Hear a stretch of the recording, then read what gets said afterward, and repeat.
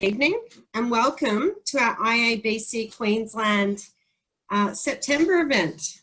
My name is Alicia Sutherland and I'm the President of IABC Queensland, and on behalf of the board, it's wonderful to have so many of you with us tonight. I'd like to extend firstly a very special welcome to our IABC members that are with us tonight. There's a few of you on. But for those of you who aren't members and perhaps not as familiar with IABC, I'd just like to introduce to you who are the International Association of Business Communicators.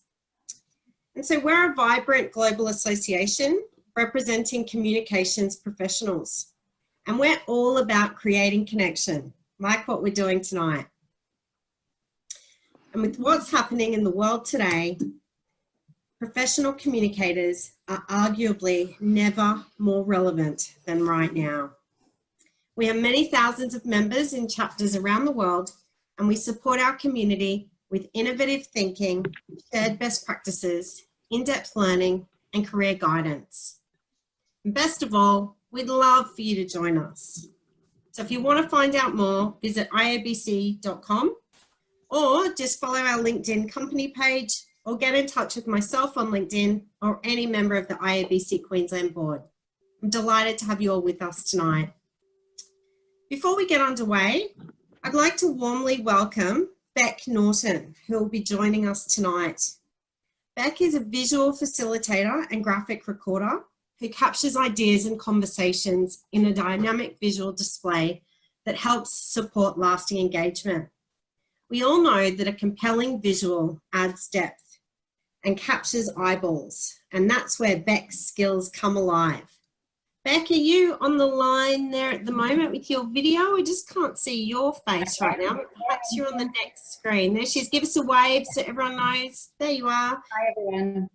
So while we're listening to the fabulous Gabrielle, Beck is going to be working away, live capturing highlights from tonight's session. And I can't wait to see what she creates. So you all set, Beck? You're right. Awesome. We'll check in with you at the end for the big unveil. And now for tonight's speaker. So Gabrielle Dolan can tell you a story or two. In fact, it was while working in a senior leadership role at National Australia Bank that she realised the power of storytelling in effective business communication. Since that epiphany, Gabrielle has found her calling as a global thought leader on authentic leadership and business storytelling. A highly sought after keynote speaker, educator, and best-selling author, Gabrielle has worked with thousands of high-profile leaders from around the world and helped countless of Australia's top 50 companies and multinationals to humanise their communications. And while tonight's event is going to no doubt be a fantastic session, if you do want to learn more and hear more from Gabrielle following tonight, take a look at the links we've posted in the chat, and you might wish to secure your spot in one of 4 public training webcasts that Gabrielle will be hosting towards the end of the year. One of those is on business storytelling and the other is on presenting with impact. They receive rave reviews, so be sure to check those out. So bringing humanity to the way business people communicate isn't just a career, it's a real calling for Gabrielle. In 2020, her dedication to the industry was recognised when Gabrielle was awarded Communicator of the Year by IABC APAC region. The ultimate expression of her passion for the cause is her Jargon-Free Fridays movement, one of my favourites. Check it out at jargonfreefridays.com. as I think we can all really relate. So throughout tonight's session, feel free to post your questions or comments in the chat, and Gabrielle will be happy to stay on at the end also for a chat and to answer any of your questions directly. And that's enough from me. And now it's my absolute pleasure to introduce Gabrielle Dolan. Yeah, thank you. Thank you very much. A couple of years ago, I was in the car and I was taking the kids to school. Jess is my youngest daughter, and she was probably about 12 at the time. And I heard her talking to Alex, and she said, "Hey, Alex, do you know when lovers communicate, they go, And I'm thinking, did I hear that right? So I go, what was that, Jess? What did you say? And she goes, I was just telling Alex that when lovers communicate, they go, ugh. And I'm like, I'm kind of, oh my God, this is weird. And so I'm trying to be really cool. And I say to her, who told you that? And she went, I saw it on the internet. I am no longer cool. I'm no longer cool. I'm driving. I'm ready to pull over and I'm going, I don't know what you're doing watching the internet. You shouldn't be watching things like that. You shouldn't be watching lovers. And then she just said, Mum, what are you talking about? I never said lovers. I said llamas. And I went, oh, okay, carry on. It's how llamas communicate, apparently. Like, So it got me thinking, if miscommunication can happen so easily between the back seat of a car and a front seat of a car, no wonder it happens on a daily basis throughout our organisations. And so what I'm about is helping us communicate in a way that actually people understand what we're talking about and can remember it and can retell it. As Alicia said, I did start my career at NAB, and it was during my last couple of years at NAB, I truly started to understand the power of personal story. I spent my last couple of roles in change management roles, and what I started to notice is the great storytellers got their message across better. The really great storytellers were inspiring leaders. The great presenters were sharing personal stories. So I left NAB about 15 years ago, and I've been working with business people to help them communicate more effectively through personal stories. As Alicia said, I'm going to use chat. If you haven't got chat open up chat, because we're going to be using that. If you can put your video on, because and I don't care if you're eating or if you've got kids or you're having a wine, that's all good, but it's much nicer to see faces than just black screens with your name on it. So we're going to use the chat. If you've got a question at any time or any comment, put it in the chat or simply unmute yourself and ask. So that'll be good. So thank you, everyone. And the other cool thing you probably should do is you probably should be on speaker view. So gallery view on Zoom is really good for meetings, but when you're listening to a presentation, speaker view is probably the best. So you get to see me full on, but you also get to see my screens, which I'm going to share with you occasionally. And one of the things I am going to share with you now is around about storytelling. This is the model I follow when I go into organizations, because what I'm finding is people are talking about storytelling a lot these days. 15 years ago when I started to do this, no one was talking about storytelling, but everyone's sort of going, oh, we need to get better at sharing our story. We need our leaders better at sharing stories. You need to skill people. And look, I know I might be biased because, it's what I do, but what I've seen is when people are told we should get our leaders sharing stories better, but they don't teach them how to do it, there's some really common mistakes that happen, and some really sad things that happen where people share a story completely not appropriate, feel terrible, and then never share a story again. So there's a whole skilling process, which starts this process of how do we capture stories and how do we share stories and what are the things we do that generate stories. Now, my skilling workshops are either half day or full day. So this isn't going to be the skilling piece. This is an information piece. But what I'm going to try to do is give you as much information as possible. So it's at least a really useful, hour we have together. So as humans, we're actually hardwired to tell stories. It's the way we communicate. It's the way we actually communicate. And you're going to have a certain style. You're going to have a certain style of when you share your stories in business. And your style is going to be determined by two things. And first of all, it's how purposeful you are. So when you share your story, are you really clear on the reason you're sharing your story? Do you know the message you want to get across? Now, what I find actually is a lot of people go, when I go, what's the reason for your story? What's the message you want to get across? They actually can't articulate it. They will spend 10 minutes just rambling and they're not really clear on the message. The other issue I see is people go, I'm really clear on the message. I know exactly what I want to get out of it. I want them to understand this, this, this, and this. That is 4 messages. So you need 4 stories. The moment you try to cram too many messages into your story, it will lose its impact. So first tip of the evening, 1 message per story. The other thing that determines your style is your engagement level. So when you're sharing your story, are people fully engaged with you the entire time, or have they stopped listening well before you've stopped talking? Now, this is a judgmental model, and where we don't want to be is the bragger. The bragger tends to tell a lot of stories about themselves. They tend to go on forever. There tends to be no other reason for them sharing their stories except for them to tell you how great they are. Have you ever been on the end of a bragger's story? You know, when they finish, when they finally finish, you have that little bit of a reaction as well. Good on you. It's like, oh, look at the time, got to go.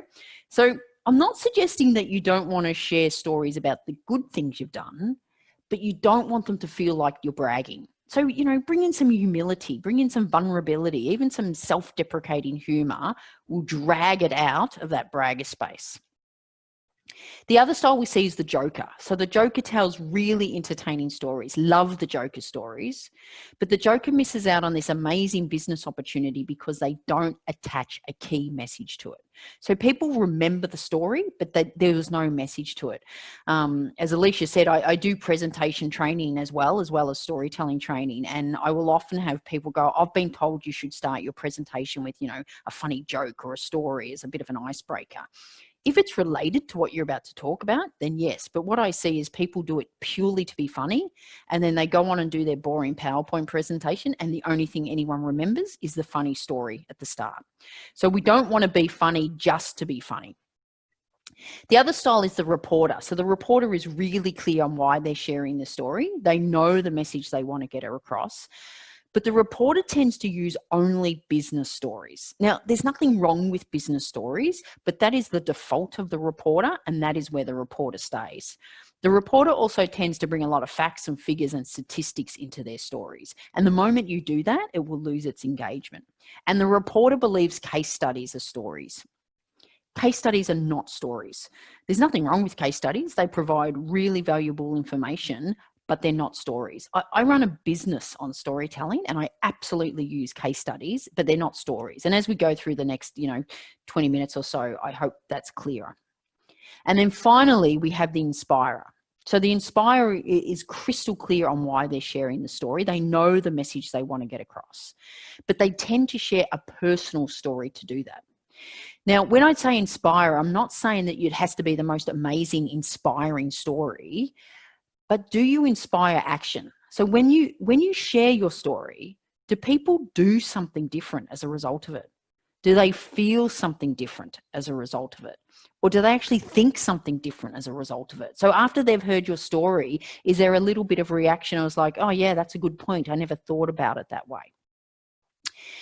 So out of those four, let's use the chat for this. Let's choose the chat for this and go, of those four, what do you think the vast majority of us are? Are we braggers, jokers, reporters, or inspirers? So just use the chat and tell me what you think. What do you think the vast majority of us are?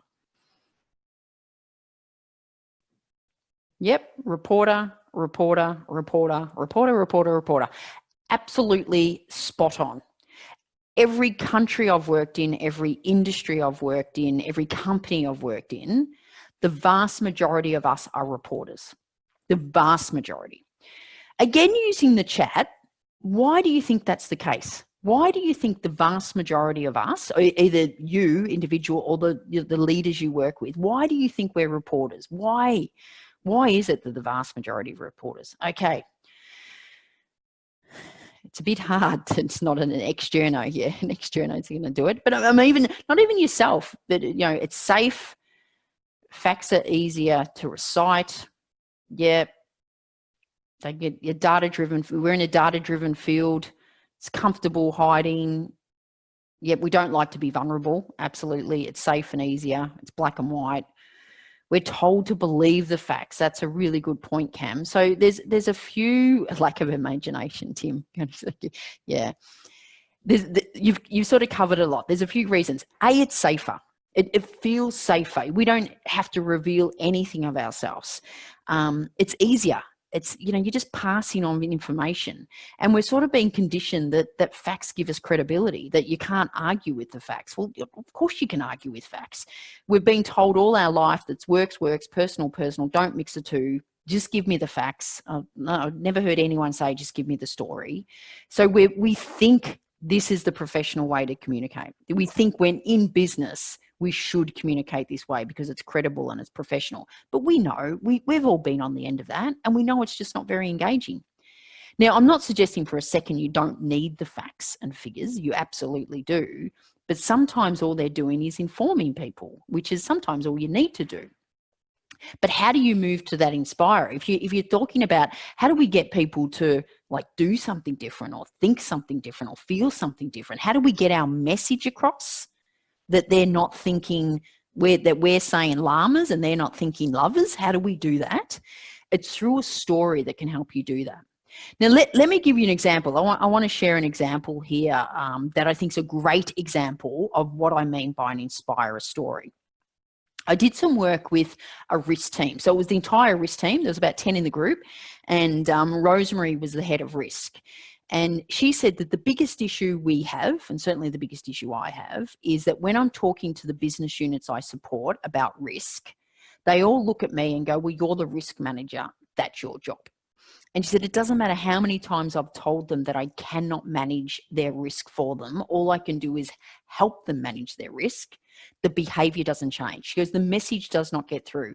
She said, I've provided case study after case study, example after example of the benefits of managing your own risk and the consequences of not, but the behavior does not change. So this is the story Rosemary started to share. She said, when I was a kid, I grew up on a farm, and growing up on a farm, there was all these dangers we needed to be aware of, but mum would teach us what to do. So we knew what to do if we ever came across a redback spider in the timber heap. We knew about all the potential traps in the dam after heavy rain, and we knew what to do if we came across a snake in summer. And I remember this like stinking hot day, mum was yelling at me to get my bike from the front gate. So I ran down the path and then I just froze because in front of my bike was this massive copperhead snake. But I remembered everything mum taught us to do. So I played statues and I slowly walked backwards until there was enough space between me and the snake. And then I ran back to the house to tell mum. And I'm sharing this with you because it reminds me of the role we play in risk. All I can do is give you the skills, knowledge and advice. So when you come across your own copperhead snake, regardless of what that looks like, you will know what to do. Now, let me ask you 3 questions. And again, we'll just use the chat because this is yes or no, or you could use your, you could actually use your hands, fingers. Does that help you understand the role of a risk manager better? So does it help you understand the role of a risk manager and the role you play in risk? So either thumbs up or type in, yep, Cam's done double thumbs up, yep. So it does. It helps you understand the role of a risk manager better. Do you think, second question, do you think you would remember that story? Do you think you'd remember it? Again, yep, everyone going yes, yes, yes, yes. Definitely, absolutely. I have potentially just saved your life. If you come across a snake now, you now know what to do. You play statues, you walk backwards, run back and tell mum. Now you're all from Brisbane, you probably knew that already, right? But I potentially saved your life. Final question. Do you think you could retell it to someone else without losing its meaning? Now, it wouldn't have to be this. It wouldn't be word for word. You wouldn't be doing that. But do you think you could retell it without losing its meaning? Yes. So a lot of yep. And maybe that's fine. I'm sure you could. I would suggest to you that is some of the fundamental challenges you have in your role. When you're communicating, when you're influencing, do people understand what you're saying and really understand it? Can they remember it? So when the meeting's over, the presentation's finished, can they actually remember what you said? And can they then retell it to other people without losing its meaning?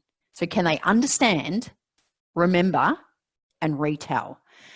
And a personal story will give you traction on those challenges where just facts and figures won't. And yeah, Nigrin, exactly. They're more likely than if you're just telling facts. If you're just telling facts, people won't get it. But if you wrap a story around it, they will get it. I actually read a quote somewhere that someone said, people are 27% more likely to remember a fact if it's wrapped around a story, if it's wrapped with a story. And I thought that was ironically funny that they gave me a fact and just told me a fact. But anyway, remember it. So that's what a story can do. It can help you understand, remember, retell. When I was sharing that story about the snake, did you visualize it? Could you visualize it? Yeah. If I got you to draw what you saw, you would all draw something completely different. Half of you would draw a, cobra, because what the hell does a copperhead snake look like? But I've given you enough information to visualize it. I've had people go, I could see the girl. I could see the picket fence. I could see the red bike. And I'm going, I never mentioned the bike was red or mentioned a picket fence, but I've given you enough information that you've visualized it. You've visualized it. I've got the dog barking in my office. Talk about a story. So I've given you enough. I'm going to let the dog out. So I've given you enough information to visualize it.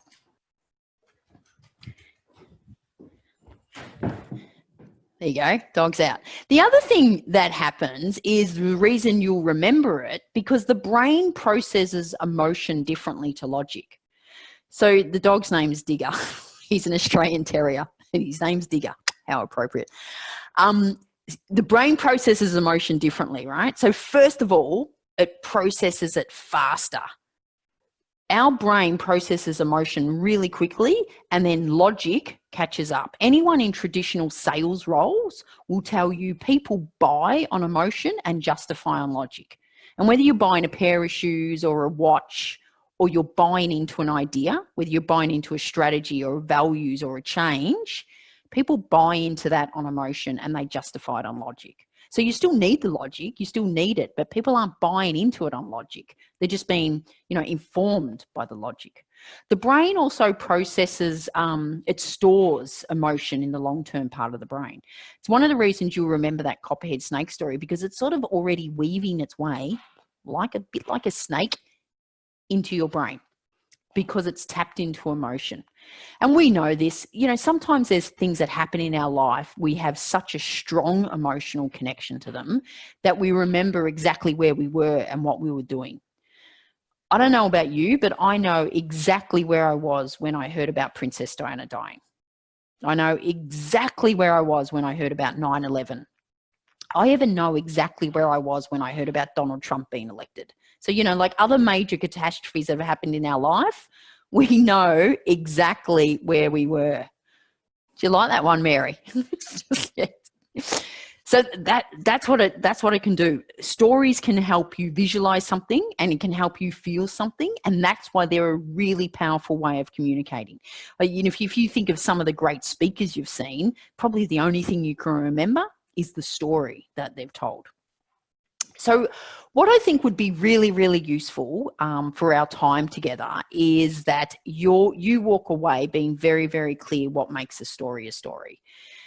People are using the word story a lot in business, which is good, but it's good if they're using stories, but sometimes they're using just the word story and actually not telling a story.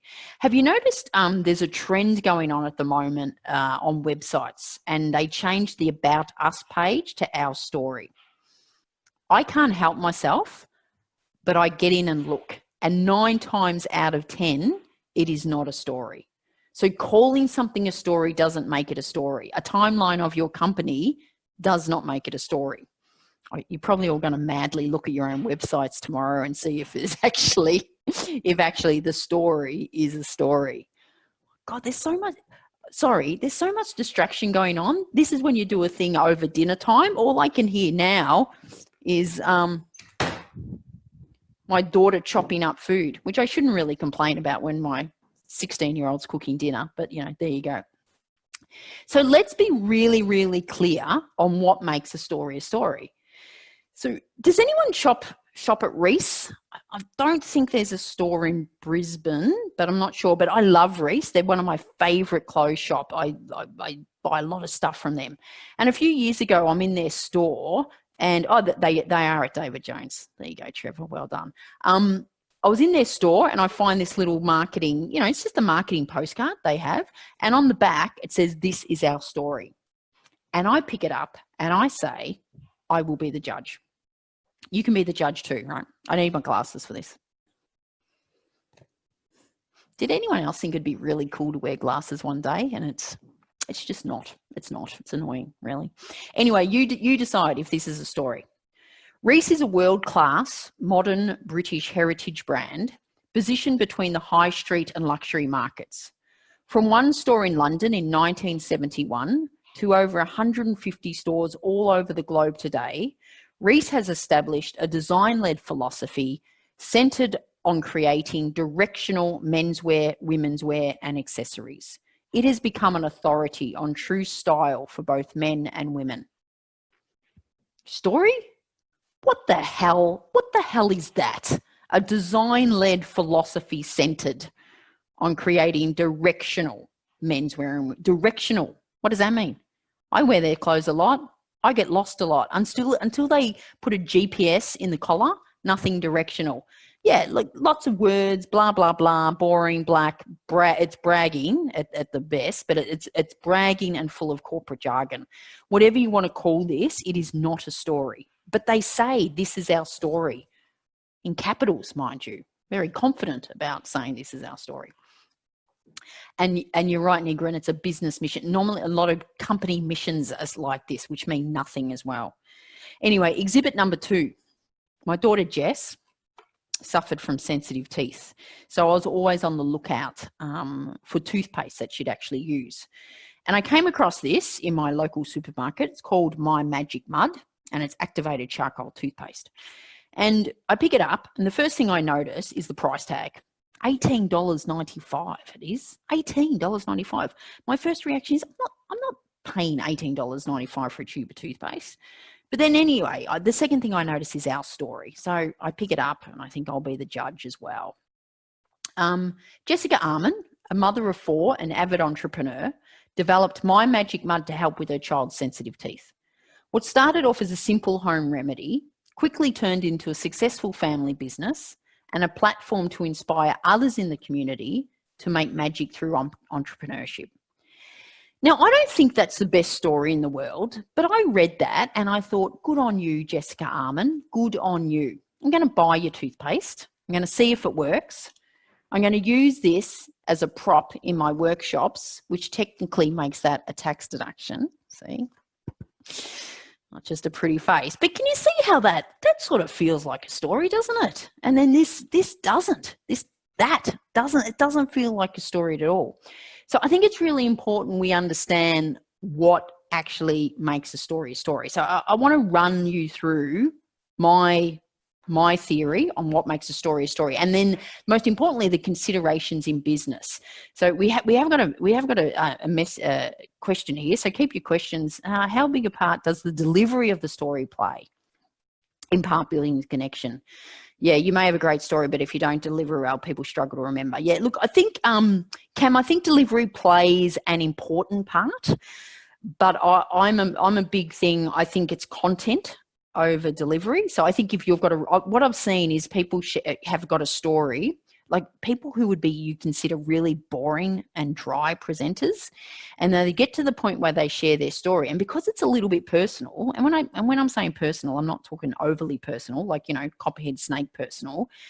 They relive it and they actually come alive, and it's the most engaging part of their presentation. So I think if it's a good story and it's a personal one, people can't help but relive it. But yeah, delivery's a part of it. But to me, this is a day-to-day influencing and communication skill. So it's not about the, you know, flamboyant leaders on stage, but yeah, delivery does play a part. So let me work through. Do you want to go into breakout rooms and have a chat? Do we want to do that? We haven't even discussed this. Oh God, Alicia and Rose going, oh, we never talked about this. We never talked about this. No, look, I'm not seeing much enthusiasm for breakout rooms. They're going, nah. Rianne's the boss on this. I could try. I just don't know if you'll all get back. Let's not try. I didn't see much enthusiasm by the bloody participants. They're probably going, you know what? I've had a hard day on Zoom meetings. You just keep talking and I'll keep drinking. So we'll do that. That's okay. And look, I'm going to open it up with heaps of questions too really soon. So all good. So I'm going to take you through what makes a story at a bare minimum. Okay? It's got to have a sequence. Now, you might seem this is really, really obvious. It's got to have a beginning, middle, and end. We all know people that tell stories without an ending. Don't be that person. Even the never-ending story had an ending. So in my full-on workshops, we spend a whole lot of time teaching people how to start their stories. So they're not starting their story with, let me tell you a story, which is one of the most awful ways to start your story. So how to start it, what to put in the middle, what to leave out of the middle, and most importantly, how to end it. The ending of the story is the hardest. It's absolutely the hardest part, where you want to be able to get your message across, but you don't want to be directive. So you don't want to be saying, so the moral of the story is, like, that's a shocking way to end your story too. So it's got to have a sequence. Aristotle gave us that sequence of beginning, middle, and end. It's 2,500 years old. It has stood the test of time. So we don't want to mess with that. The other thing is, what you need in a story is a specific event needs to have happened. So too often in business, what we do is we talk in generalities, we talk in high level. We even talk in hypotheticals and think they're stories. Hypotheticals aren't stories, they're hypotheticals. You've got to have a specific event. So this is a copperhead snake, in case you're wondering. And if Rosemary had shared her story about a copperhead snake without the copperhead snake, if she had just kept it really general and said, you know, when I was a kid, I grew up on a farm, and growing up on a farm, there was all these dangers we needed to be aware of, but mum would teach us what to do. And I'm sharing this with you because it reminds me of the role we play in risk. Can you see how there's no story? Because without the specific event of the copperhead snake, you don't visualize anything. So there was nothing there for you to visualize, and you don't feel anything. Now, again, when I say emotion, I'm not talking about emotional, but at some level, it taps into emotion. And that's that copperhead snake story taps into emotion. So it's only through that specific event. It's a lot of the reasons why case studies are not stories, because it's normally, it could be specific, but it's normally about, you know, this was what the problem was, this is what we did, this is what we resolved, these are the results. It's very factual, and it's very hard to visualize and tap into emotion. I've already talked about what the brain does. So the fastest path to the head is through the heart. Too often in business, we go, okay, we need to get it through their head, and we try to communicate logically through their head. The skull is a very, very thick part of our head, part of our body. So whenever you feel like we're trying to smash your head up against a brick wall, it's probably because you're trying to get through the skull, and you're trying to go logic, logic, logic, logic, and perhaps a story can weave through the emotion and get to the head. There's also, this is just a little insider's tip, there's also research to show that if you put a picture of a brain on your PowerPoint slides, the audience think you're 10% smarter than what you are. So just, you know, do that. That's not true. So when you share stories in business then, so if that's what makes a story, beginning, middle, and end, something has to have happened. And so you can visualize it and you can feel it. There's considerations in business. There is a very, very big difference between sharing stories at work and sharing stories with, you know, our mates down the pub. I can't wait to go to a pub again. It's going to be so cool. Anyway, and they are, I'll go through these quickly. There's got to be purposeful. There's got to be a reason why you're sharing the story. You could technically, in a professional setting, tell a really good story, but if people are walking away going, what the hell was that about? It's not a good story. There's no message. You've got to be on purpose. It's got to be relatable. And when I say relatable, it's got to be relatable both to the message and to the audience. So you know, when someone tells a story and then they make a point and you sort of go, well, that was a very long bow to draw. It's got to be sort of relatable to the message you're trying to do, but relatable to the audience.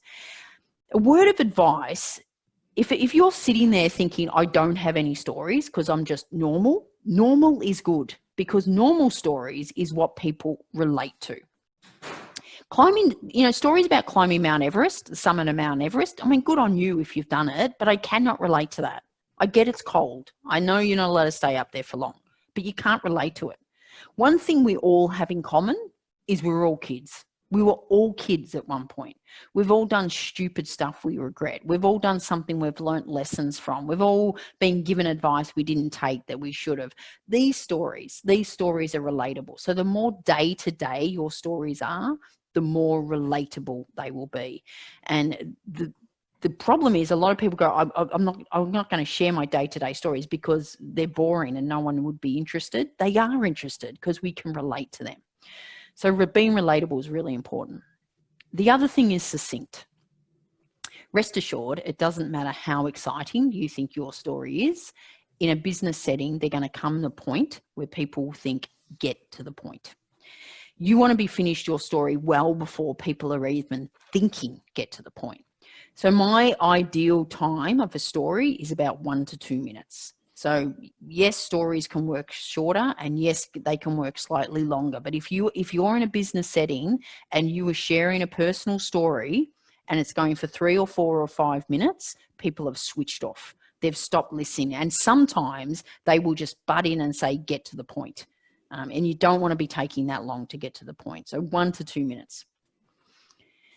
The other thing is your stories have to be congruent with what you believe. So that you have to believe in the stories. Now, what I mean by that is if you're sharing a story about the importance of work-life balance, you can't be the person that works to midnight every night and expects people to respond to their emails on the weekend, because it's just not congruent with what you are. So a lot of, I do a lot of work in, I go into companies a lot rolling out change. So whether it's a new strategy or new values or just going through change. And I remember I worked with one team and they were rolling out this significant change, and I was working with them to communicate it on stories, and they were coming up with all these stories about how great the change was going to be, but it didn't feel right. And then in the end, I just said, can I just ask you, do you actually believe this is going to be good? And they went, no, this is a global decision. We're being told we need to implement. We fully understand why the decision was made. It's logical sense, but it's not going to be good for us. It's actually going to be really quite disruptive for us. And I go, well, why aren't we sharing stories about that? Like, why aren't we sharing stories about sometimes you've got to take a hit for the greater good, or sometimes you've got to accept the umpire's decision, or just sometimes this is going to be actually really difficult for the next 12 months because you believe in that. Sharing stories about stuff you don't believe in it's marketing spin. That's all it is. It's marketing spin, and storytelling is not that. And the other thing, and I normally have a big conversation with this in my workshops, I ask the question, does your story need to be true as long as it's believable? So I might just, you don't have to answer that, but you might ponder it for a few seconds. Do you think you're sharing a personal story, does it have to be true as long as it's believable and gets the point across? And so I love asking that question and going, spending 15 minutes having a debate on it, but we won't have time here. So I'm gonna answer my own question with a question to you again. If you think you consider Rosemary shared her copperhead snake story, and during the break you said, oh, I loved your copperhead snake story. I grew up on a farm too. Where did you grow up? And she went, oh, I grew up in Brisbane. I just made that up. Okay, so she's now told you the story is not true. Where's her credibility? Where's her credibility? It's gone. That is a long way back from restoring credibility, because you can sense a lot of people go, well, it's just a little white lie. It's not a little white lie. It's actually even more than a lie. It's a betrayal of trust. That's what it is. It's a betrayal of trust, that you tried to manipulate me. You tried to emotionally manipulate me, and I believed it. So it's absolutely just not worth the backlash to your credibility to make up and to manufacture and to spin stories that they're not your own. And the only reason we would have potentially done that in the past is because we think our stories aren't important enough or not big enough, but they are. Also, when you tell a personal story, you don't just retell it, you actually relive it, and people sense when something's not right. So your stories have to be true, and that is really, really, really important. When I work with leaders, it's a very, very important thing to say your stories need to be congruent with what you believe, and they also need to be authentically true. I'm just going to mention one more thing before I open it up for questions. And this also comes from Aristotle. This is Aristotle, in case if you've never met Aristotle before. Aristotle was a very wise man. He gave us a lot of things, and he said that when you're trying to influence people, you need 3 things. You need logos, ethos, and pathos. And what logos is sound logic. So when you're trying to influence people, it needs to make logical sense. To them, it needs to make logical sense. Ethos is personal credibility. So there needs to be some credibility from the person trying to influence. And pathos is emotional connection. And he said you need all three. You need logic, personal credibility, and emotional connection. But there's a bit of an order. There's a bit of a ranking order. What do you, again, use the chat. What do you think the two most important are when you're trying to influence people? Logic, personal credibility, or emotional connection? When you're trying to influence, the two most important. Credit and emotion, pathos and ethos. Yep. Ethos, pathos, pathos. Yep. These people typing in last, you always go, how are people such quick typers? It's not quick typers, but yeah, agree. Someone just, Julie, agree. All right. You're absolutely right. The two most important things are personal credibility and emotional connection. Yet, where do we spend the vast majority of our time? Where do we spend so much time in business trying to influence people? Where do we spend it? We spend it all on logic. We try to influence people through logic. We try to lead change through logic.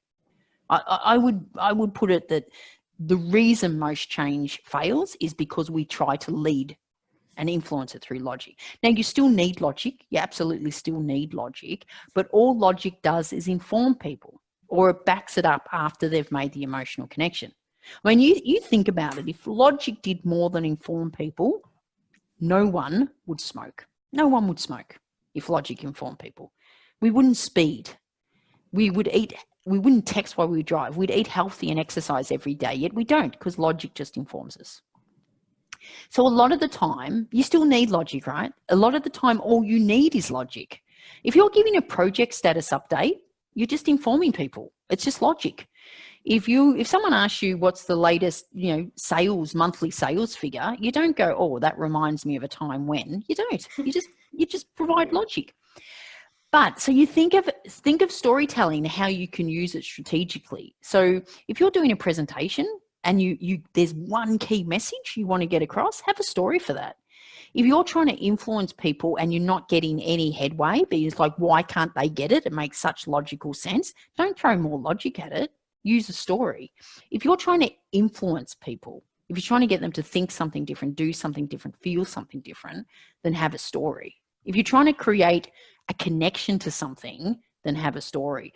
The vast majority of my work is I go into companies and teach the leaders how to communicate things like strategy through story, purpose through story, the company values. You cannot communicate company values through bullet points. The only way you can do it is through the leaders sharing personal stories about what it means to them.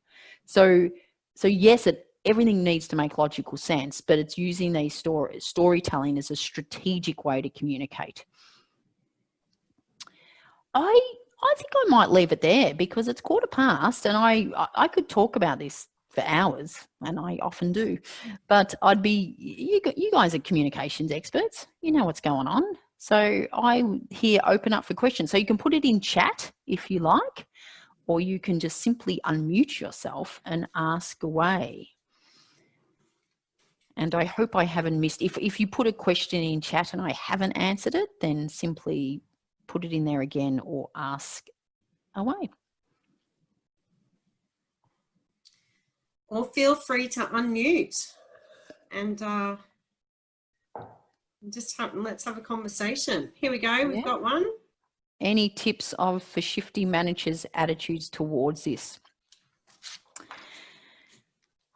Yeah, as in towards storytelling. So my thing is, I would go, have you got a story that you could share on the importance of story? There is a lot of, on my website, there is a lot of free stuff on. So I've got a few white papers on storytelling. If they're not even going to read a white paper, if you go to my website, and you can find my YouTube channels as well, I've got quite a few short, 90-second videos on, something like ones I'd look out for on my YouTube channel. The single biggest problem with communication. I think that would help managers see the value of this. The other one is how to introduce storytelling into your organization. And then the other one is probably the hidden benefits of sharing personal stories. So I think those three might be useful. And like I said, they're only about 90 seconds each, but maybe if you have to choose one, the single biggest problem with communication. And that's inspired from a quote from George Bernard Shaw. And he said, the single biggest problem with communication is the illusion that it's taken place. And you guys all know this. When we communicate stuff and we go tick, communicated, and then the next week people are going, you never told me that. And you were at the meeting, you were at the presentation. Or, you know, it was like the amount of times my husband says to me, we have not had this conversation before. It's like, oh my God. We've had this conversation 3 times. So what I say is the easiest thing to do is to say, they're not paying attention. They don't get it. They're not listening. They're stupid. He's deaf. That's the easiest thing to do. But the reality is, if you're the person doing the communicating, so again, this is, if you're speaking to your leaders, if they're the ones doing the communicating, it's their job to help them get it. It's not their job to get it. It's your job to help them get it. And so, you know, use as many tools as you can. So, now we've got a few things going. So it's about leaders using story to guide employees. Have you ever seen the reverse happening where employees have used storytelling to great effect? Absolutely. Absolutely. So storytelling in any situation where you need to communicate and influence, storytelling can do that. So yes, look, a lot of the work I do is going in, skilling up leaders to do it. But, you know, there's, I have a whole thing on storytelling for job interviews. So how can you use storytelling in job interviews? How can you do storytelling in influence, storytelling in presentations? But yeah, it's someone who can do this really well if you're trying to influence, and whether it's influencing down or whether it's influencing up or whether it's influencing externally to stakeholders, you can absolutely use stories to do that. What do we got? What else have we got? What companies can you think of that are great storytellers? Do you have examples of companies that you think tell their stories other than the toothpaste example? Yeah, cool. Okay, so look, I've been working with some companies that, like, for years. So, and some companies do it really, really well. So I've done work with, last year I did a whole lot of work with National Australia Bank. Like I've worked with NAB a lot, but specifically this was for people who were running their Welcome to NAB Day. So it was their induction day, and they modeled the whole day on leaders sharing stories. So working with them to say, well, what are your message? What are the stories you need to communicate? Like a lot of this work, when you're sharing personal stories, it's very much an internal focus. So you probably don't see it externally. But if you look at the likes of, Alan Joyce, he will share stories externally, personal stories. So, you know, there's just a lot of other companies. Aussie Post, I did a lot of work with Aussie Post, and some of their leaders, you know, it's like anything. You train leaders, and some will really run with it, and some won't. But Aussie Post got, you know, in talking about case studies, one of the books I've written, there's the last 3 chapters are case studies, and Aussie Post, after the work we did with them on storytelling, they actually took a really cool approach where they didn't go top down. So we didn't train the senior leaders. Over about a 12-month period, we trained 1,000 influencers, and they were people from everywhere. You know, there was posties from places.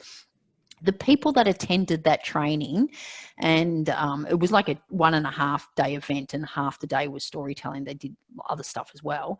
The people that attended that training, when they did their employee engagement score, on average, the people that attended that training were 13 percentage points higher in employee engagement score. I mean, 13 percentage points is massive to get that shift. So, and that was all down to the stories they were sharing to connect themselves back to the purpose and the values. So there's some good examples. I'm very excited. I can share with you. Yesterday, I submitted my manuscript to Wiley for my next book, and it's called Magnetic Stories: How to Connect with Customers and Engage Employees. There's some really cool examples from around the world of companies doing some amazing stuff with stories. What else have we got? I need to put my glasses on. Is there any way you can make that chat room bigger? Okay, Cam's going, we're seeing that in where I work and supporting through storytelling in podcasts. Yeah, social media really lends itself to storytelling, especially podcasts, because podcasts you can ask questions and people naturally respond in stories. Are your books available in mainstream bookshops? Yes, they are. They're in Dymocks. They're in Booktopia, Amazon, Dymocks, anywhere. My workplace is doing some work on helping staff tell stories to donors or potential funders. Yeah. So again, potential funders is you're trying to influence an outcome. You're trying to, get the money out of them. So stories are really powerful. I actually did some work. One of the companies I did some really cool work with, and they're in my new book. It's in Vietnam. It's a company called Mekong Capital, and they're an investment company. And I went to Vietnam twice. It spent a total of 5 days with the senior leadership team, teaching them stories, finding stories. So when they speak to potentially, they use it for a whole different reason. One of the things they do when they have their meeting with potential investors, they literally just share stories. That's all they did. And because the last one they had to run it virtually because of COVID. They actually invited me to come along, and it was very cool to see where there was not a PowerPoint, there was not a graph, there was nothing about. They just literally shared stories, and it was so cool to see, and so effective. Just wondering how you address people who just say storytelling is another buzzword, jargon, etc. Yeah. So storytelling is sometimes seen as a fad because everyone's talking about storytelling at the moment. There's a few things you can point them to the Aboriginal, Indigenous Dreamtime stories that have been around for like tens of thousands of years. But storytelling is the way we communicate. As humans, it's the way we communicate. We've just gone into business and had it beaten out of us. We've been told it's not relevant. I often say to leaders that will go this, I go, I bet you, and if they've got kids, I say this, or if they haven't got kids, I'll go, if they've got kids, I bet you tell stories to your kids to communicate messages that are really important to them, and they go, yes. And they go, so why do we not do that in business? Do we think our messages in business are not important enough that we would share stories? And even if they haven't got kids, I go, I bet you your parents shared stories to you all the time. If they wanted to get a really important message across to you, they would share a story. So we do it in our personal life because we know it's really powerful. But we think it's not professional in business. And it's just, and so what I'm finding, years ago, I got a lot of pushback, a lot of, I guess, people that were either cynical or skeptical. It's less and less. It's far less people who are cynical and skeptical. I think a lot of people now know that what the current way they're doing is not working. Just telling people what to do is not working. So they're actually now looking for different ways to communicate properly. So I still see some of them. And if I really can't shift people, I just go, okay, well, if what you're doing now is working, if what you're doing now is working beautifully, keep doing it. And then they'll go, oh, well, no, it's not really. And I was like, well, let's try something different. Just give it a crack. But they do need training. And again, I know I might be biased, but if a leader is reluctant and then you go, we'll just give it a crack, and you don't give them any training or any framework or any opportunity to practice, they will do it and it will fail and they will never do it again. So part of my training is actually get them to practice. And what that is, besides just practicing, they experience the power of story. They experience the power of stories from their peers, where one of their peers will share a story and they'll go, oh God, that was really good. I really resonated with that. I really remember that. So they experience the power of it. What are we going? Alicia, how many? Sorry, Gabrielle, just before you answer the last couple of questions. Yeah. Just wondering if we've got a couple of copies of your books. Oh, yes, here. we have. Yes, we've got 2 sets of 2 books. And did you want to do the virtual draw? Let's do the virtual draw. So I think okay. I'm pulling something out, the virtual draw. I don't know and I'm handing it over to you. Oh, got it. Yeah. Got it. Okay. Great. It's Jason Venz. Venz, I think it is. Yes, are you on there, Jason? Well, Jason's on. Lucky you're on, Jason. We would have had to redraw. He's on. Jason, you are. Okay, Jason. So I will get in touch with you following tonight. Does he get both? Does he get both books? He gets both. And I've got another two here. So can you do another virtual draw for me, please? Yeah, I was going to throw up this. Look at that. Okay, so I'm doing another virtual draw where I'm going like this, and I'm popping you. Like, you've changed positions on me. And I'm getting it. And this one is Jennifer Kerr. Jennifer. Oh, yay! Woo. Hey, just screenshot that, everyone. You can connect with me if you want.